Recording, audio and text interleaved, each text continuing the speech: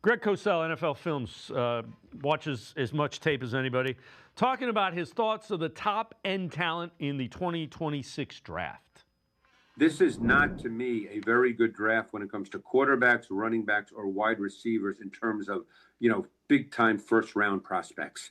And, that's a rarity. So what's going to happen, Ross, is there's going to be players drafted who do not have first-round grades. And because that's just the way it is. Most people will tell you that in any given draft, the average is about 15 to 18 players that truly have first-round grades. But obviously, 32 players get drafted in the first round.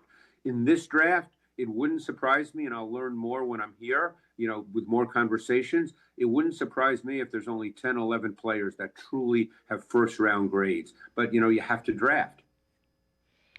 So that's kind of interesting. And the flip side of that is, so at 6, if you're the Browns, you still want to get one of those elite guys. So you don't want to go much below 10 or 11 if you can pick up another first-round pick. It's a double-edged sword a little bit. If there's 10 to 12 first-round grades, right, you're going to have, on the upside, you're going to be excited because guys that are drafting below you may see a guy that they want to target, whether it's Caleb Downs or Bailey or Ruben, the defensive end, Bain. Ruben Bain out of Miami. Yep. Maybe somebody wants to go get him. But the problem is this: if you only have 12 guys, how far can you go to get your guy? And in one of the positions of need that you want, it's not a great tackle draft. It's not a great receiver draft. To me, you got to come away with Mekhi Lemon. You got to come away with Carnell Tate or Jordan Tyson. Now, if you can trade back and still get one of those, by all means necessary. Let's go ahead and make a deal.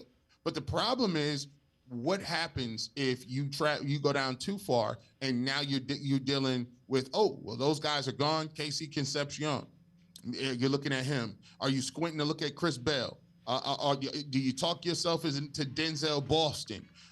Those type of players later on in the draft, where those guys to me are not really traditional first round Malik Neighbor type guys where you just put them in, plug and play, and they nice from day one. I think these guys are more along the line second round picks. But as he said, hey, it's 32 picks to be made. Somebody got to take the pick. Somebody got to go in the first round.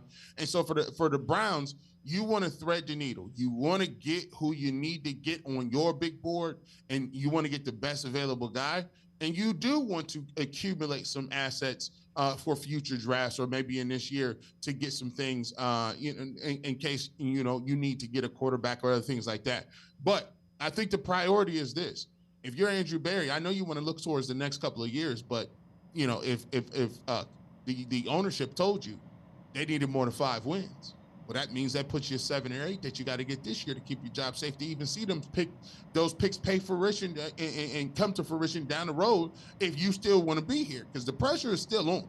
So to me, if the Browns can trade back and still get who they need to get on their board, by all means. But if you got one of those picks and it's a 12-guy first-round draft, it's 12 of them, and you're sitting at 6, you pretty much know you can get your pick of the litter.